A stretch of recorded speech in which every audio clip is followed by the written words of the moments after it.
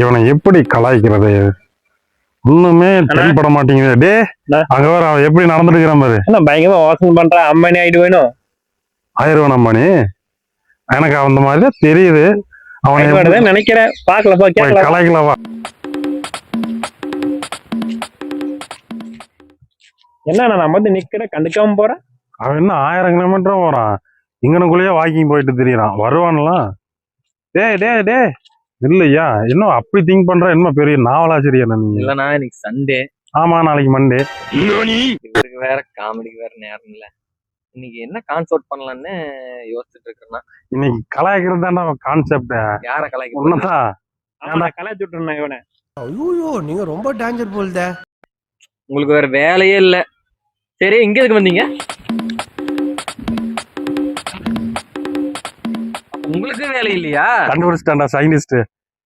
சரி வாங்க வந்து உட்காந்து பேசும் கொஞ்ச நேரம். A few moments later. பேசாம டைரக்டர் ஆயிடலான்னு இருக்கிறேன். ஓ டேரக்டர் ஆர்டரியா?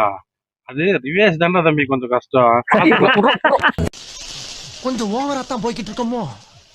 போவோம் என்ன பண்ணிடுவானுங்க. டைம் எவ்வளவு?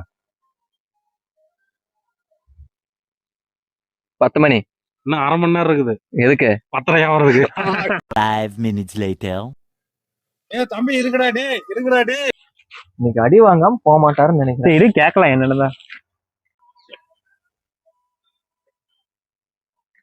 தம்பி சொல்லுண்ணா. என்ன ஏல வாய தோற வாயில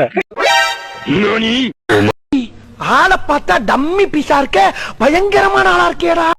விடுற மச்சி வா. ஓ இது வாயிலன்னா இப்படி பண்ணா இது தேயிலையா?